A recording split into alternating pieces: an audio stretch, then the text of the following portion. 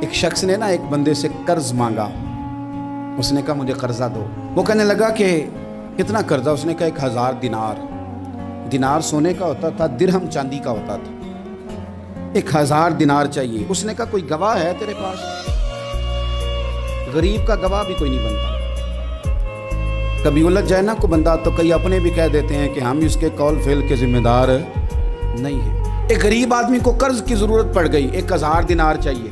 میں کہہ چکا ہوں کہ درہم چاندی کا ہوتا تھا، دینار سونے کا. 1000 دینار لینا ہے. جس بندے سے اس نے کہا، اگرچہ وہ نیک بندہ تھا، اس نے کہا یار 1000 دینار دے دو. تو کہنے لگا کوئی گواہ ہے تیرے پاس؟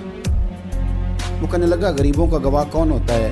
ہاں ایک گواہ ہے. کہا کون؟ کا میرا رب، وہ تیرے اور میرے بیچ گواہ ہے. اس نے کہا کوئی کفیل، اگر تو پیسے نہ دے سکے تو وہ بعد میں دے دے، یا تجھے کچھ ہو جائے تو وہ دے دے. اس نے کہا کفیل بھی میرا اللہ ہی ہے. میرے پاس اگر ہے تو رب کریم کا نام ہے، اگر اعتماد کر سکتا ہے تو کر لے. بندہ نیک تھا. اس نے کہا رب کے نام پہ، رب کی کفالت پہ، اللہ کو گواہ بنا کے میں تیار ہوں تجھے 1000 دینے. اس نے 1000 دینار دے دیا. وقت واپسی کا طے ہو گیا. وہ چلا گیا پیسے لے کے. اس نے پوری محنت کی کہ میں نے وقت پہ پیسے لوٹانے. پوری محنت بھی کر لی، اللہ نے مدد بھی کر دی، پیسے بھی اس تاریخ کو اسے مل گئے. بعض لوگوں کا تو لوٹانے کا دل ہی نہیں نہ ہوتا. فرمایا حدیث پاک میں کہ تو لوٹانے کا ارادہ کر، رب تیری مدد بھی فرمائے گا. لیکن یہاں بہت سارے لوگ کہتے ہیں خیر ہے، ارادہ ہی نہیں. تو پھر جس طرح کا بندے کا گمان ہو، رب بھی اسی طرح کا معاملہ فرماتا ہے.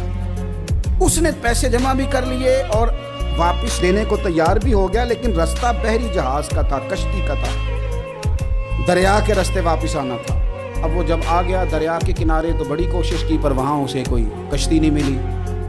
وقت پہ پیسے لوٹانے ہیں، سفر کرنا ہے، اب سواری میسر نہیں ہے. سوچ سوچ کے پریشان تھا کہ میں نے تو اللہ کے نام پہ لیے. اچانک دل میں ایک تجویز آئی. اس نے ایک لکڑی لی، لکڑی کو اندر سے کھولا، 1000 دینار اس میں بھرا. بخاری پڑھ رہا ہوں. اور ساتھ ایک خط بھی لکھا کہ یار میں پیسے پہنچانا چاہتا تھا پر مجھے کوئی چیز نہیں ملی دریا کے اس پار آنے کی، اللہ کے نام پر تیری طرف روانہ کر رہا ہوں. اور یہ کہہ کے وہ لکڑی دریا میں رکھ دی. وہ لکڑی ڈوب گئی ہے. واپس آ گیا. وہ جس نے پیسے لینے تھے وہ عین مقررہ وقت پر دریا کنارے آیا. صبح سے سر شام تک اس نے انتظار کیا. دل ڈھلنے لگا تو دل میں خیال آ گیا کہ یار نہیں، اس نے دینے ہی نہیں، جھوٹا وعدہ کر گیا، پہنچا ہی نہیں وقت پہ. اب جب واپس لوٹنے لگا تو اچانک دریا میں ایک لکڑی تیرتی ہوئی دکھائی دی. کہنے لگا لے جاتا ہوں، شام کو روٹیاں پکانے کے کام آئے گی، ایندھن بنا کے جلا لوں گا، ہنڈیا پک جائے گی. لکڑی اٹھا کے جلانے کے لیے گھر لایا. گمان تھا کہ وہ نہیں آیا وعدہ کر کے. اللہ کو کفیل اور وکیل بنا کے اور گواہ بنا کے پھر بھی نہیں آیا. لکڑی لے کے گھر گیا، بخاری ہے. اور جب اس کو چیرا نہ کہ میں اس کی آگ جلاؤں گا، کھولا تو اندر سے 1000 دینار بھی نکل آیا، خط بھی نکل آیا. اب ذرا سمجھنا، اس کے دل میں بات کس نے ڈالی کہ تو لکڑی میں پیسے ڈال دے؟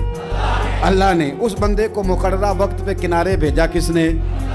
لکڑی صرف اسی کے ہاتھ آئی تو یہ بندوبست کیا کس نے؟ اللہ نے. گھر جا کے چیری تو پیسے بحفاظت اس تک پہنچائے کس نے؟ تو پھر ہمیں بھی توجہ اللہ کی جانب بھی کرنی چاہیے.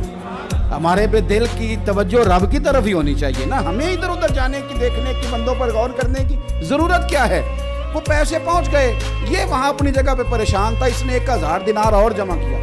پھر دوبارہ ایک دن دریا کنارے آیا، کشتی مل گئی. بیٹھ کے اپنے اس بھائی کے پاس آیا. کہنے لگا دیکھنا مجھ پر بدگمان نہ ہونا، پیسے اس تاریخ کو بھی جمع کر لیے تھے. دریا پہ آیا تھا پر کشتی نہیں ملی تھی. پھر میں نے نا لکڑی میں ڈال کے خط ڈال کے تیری طرف بھیج بھی دیے تھے، لیکن آج میں پھر لے کے آ گیا ہوں. وہ کہنے لگا خوش ہو جا، جس رب کو تو نے میرا اور اپنا گواہ بنایا تھا اس رب نے میرے تک پہنچا بھی دیے ہیں.